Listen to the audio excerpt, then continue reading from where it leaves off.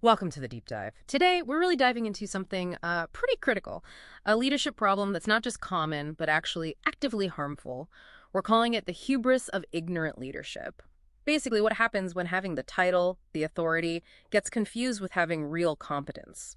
Dangerously so. Yeah, and our goal here really is to equip you, Yeah. give you a kind of diagnostic toolkit to spot this. Because this isn't just, slightly bad management. It's what we call hollow crown leadership. The power comes only from the title, right? Not from insight, not from being accountable. And that kind of leadership, it crushes the mission it's supposed to be leading. Okay, let's unpack that. If an organization is starting to sort of fall apart under this kind of leader, what are the symptoms? Like on a day-to-day level, what should you actually look out for? What does this failing leader do? Well, it's interesting how predictable the decay is. Yeah. The first big pattern, we call it the ivory tower of incompetence. See, because the leader often lacks real depth, real understanding of the core work, they pull back. Instead of learning, they retreat into this, ivory tower. They cut themselves off from what's actually happening on the ground. Right. And how does that retreat show up? Is it just like they're never around? Or is it more active than that? Oh, it's definitely more active and disruptive. They start issuing directives, right? Right. But these directives are totally disconnected from reality. Think endless status reports nobody reads, or micromanaging tiny details based on metrics that make no sense anymore. They fundamentally confuse activity just being busy with actual progress, making things happen. Okay, so lots of motion, but it doesn't actually move the needle. Exactly. And that inability to grasp the core work, it leads straight into the second pattern, the corruption of mission. Because, you can't really manage what you don't understand. So the goalposts shift, stops being about the real mission and starts being all about appearances. Lip service, basically. Precisely. Success gets redefined as just ticking boxes, performative gestures. One source we looked at called it prayer without action, or activities without baselining or evaluation. Let's pause there. Without baselining or evaluation, what does that feel like for the team? Is it just working hard but never knowing if you're winning? That's exactly it. Yeah. You're running flat out, but you don't know where you started from, or if the finish line even aligns with the actual mission anymore. The whole organization gets forced into this rigid box, this framework that doesn't fit the reality. Yeah. Just so the leader can say, look, we're compliant. Look, I'm in control. And inevitably, reality is going to clash with that fake framework, which I guess brings us to the third point. Yes, the echo chamber of ego. When reality bites back, or when people raise concern, the leader has to shut it down because it challenges their competence, right? Their authority. So critical feedback, even constructive feedback, gets framed as disloyalty, as a personal attack. So they stop listening.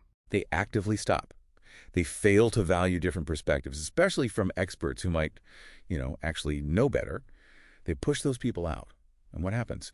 They surround themselves with, sycophants, people who just agree. It's like a self-inflicted wound, really, all driven by insecurity. Wow.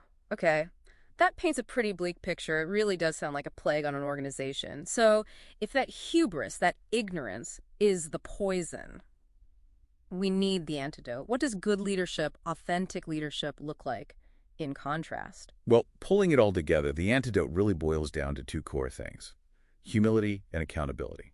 First, real power comes from accountability, not authority. Your influence shouldn't just stem from your job title.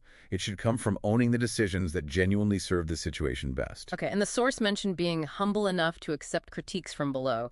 Does that mean the leader just lets the team decide everything? Not necessarily decide everything, but it means being open. It means distributing the context so the team can make great inputs, maybe even great decisions. Which leads right into the second principle: cultivation, not control. It's about creating an environment, psychological safety, really, where people feel safe to speak up, to innovate, even take calculated risks without fear. The leader's job becomes unlocking the team's potential, not just managing their tasks. Right, fostering growth instead of demanding compliance. Exactly. And that shift in perspective, it leads to the final principle, which is maybe the most fundamental: illumination, not the spotlight. Right. Meaning, authentic leadership isn't about basking in glory. It's an act of service.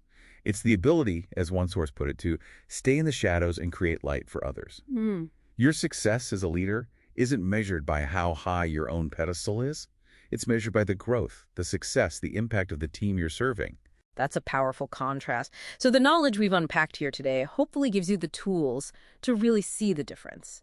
to differentiate between leadership that's all about ego and leadership that's about real, tangible impact, whether you're leading a team or, looking at the leaders above you. Yeah, and that leaves you with a pretty important question to reflect on. You've now got some diagnostic tools. You can start to spot the difference between that loud, empty authority of the hubristic leader and the quiet, deep strength of the accountable one. So the question for you is, in your world, who is building a monument to their own ego, and who is truly building a legacy of impact? Think about that. That's the question we'll leave you with today.